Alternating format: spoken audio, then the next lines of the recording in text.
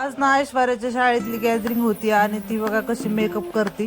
तर हा स्वतःच्या हातानेच मेकअप केला आणि असं आवरलं तिने. तर किती छान लुक दिसतोय तिचा. तर पुढे डान्स पण सुरू झालेला.